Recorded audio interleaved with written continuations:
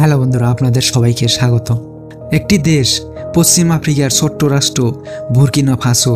বহু বছর ধরে রাজনৈতিক অস্থিরতা আর সন্ত্রাসবাদে জর্জিত এই দেশ এখন দাঁড়িয়ে আছে এক নতুন মোড়ে। আর এই মোড়ের নেতৃত্বে আছেন এক তরুণ সেনা কর্মকর্তা, ইব্রাহিম ট্রাওরে।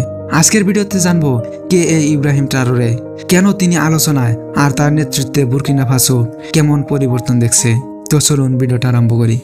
ইব্রাহিম ট্রাওরে জন্মগ্রহণ করে 14 মার্চ 1988 সালে বুর্কিনা ফাসোর কেরা নামক একটি ছোট্ট গ্রামে।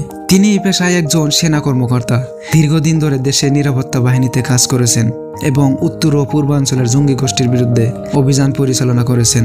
2022 সালের সেপ্টেম্বরে তিনি এক সামরিক অভ্যুত্থানের মাধ্যমে ক্ষমতা গ্রহণ করেন এবং রাষ্ট্রের অন্তর্বর্তীকালীন প্রেসিডেন্ট হন। বুর্কিনা ফাসো স্বাধীনতার পর থেকে বরাবর সামরিক অভ্যুত্থানের শিকার হয়েছে। দেশটি মূলত কৃষি নির্ভর হলেও দুর্নীতি, দরিদ্র আর জঙ্গি গোষ্ঠীর হামলায় মানুষ শান্তিতে বসবাস করতে পারছিল না।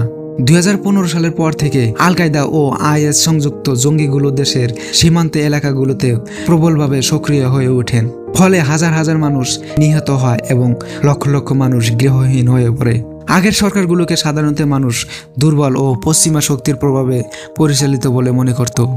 ইব্রাহিম ট্রাওরে ক্ষমতায় আসার পর থেকে সবচেয়ে বড় পরিবর্তন হলো তিনি দেশ থেকে বিদেশি প্রভাব কমানোর উদ্যোগ নেন। ফরাসি সেনাদের দেশে থাকা বন্ধ করেন, রাশিয়ার সাথে ঘনিষ্ঠ সম্পর্ক গড়ে তোলেন এবং ওয়াগনার গ্রুপের মতো সেনাবাহিনীর সহায়তা নেন। সেনাবাহিনীকে শক্তিশালী করার জন্য নতুন নতুন উদ্যোগ নেন ইব্রাহিম ট্রাওরে। দেশে আত্মনির্ভরশীলতার উপর জোর দেন এবং আফ্রিকান ঐক্যর কথা বলেন। অনেকেই তাকে আফ্রিকার সবচেয়ে তরুণ রাষ্ট্রপ্রধান হিসেবে দেখছেন এবং জনগণের কাছে তিনি ধীরে ধীরে জনপ্রিয় হয়ে উঠছেন। তবে তার সমালোচকরাও আছেন, কারণ এখনও দেশ পুরোপুরি সন্ত্রাসমুক্ত হয়নি আর অর্থনৈতিক উন্নয়নেও ধীর গতিতে চলছে। বুর্কিনা ফাসো এখনও চ্যালেঞ্জের মুখোমুখি, দারিদ্র, সন্ত্রাসবাদ আর রাজনৈতিক অনিশ্চয়তা। তবে ইব্রাহিম ট্রাওরেকে অনেকে এক নতুন আশার আলো মনে করছেন। তিনি কি সত্যি বুর্কিনা ফাসোকে স্থিতিশীলতা আর উন্নয়নের পথে নিতে পারবেন? সময় তার উত্তর দেবে। আপনারা এ বিষয়ে কি ভাবছেন? ইব্রাহিম ট্রাওরে কি পশ্চিমা প্রভাব ভেঙে বুর্কিনা ফাসোকে স্বাধীনভাবে এগিয়ে নিয়ে যেতে পারবেন? কমেন্টে আপনাদের মতামত জানাতে ভুলবেন না। আর ভিডিও ভালো লাগলে লাইক দিবেন, চ্যানেলটা সাবস্ক্রাইব করবেন। ধন্যবাদ।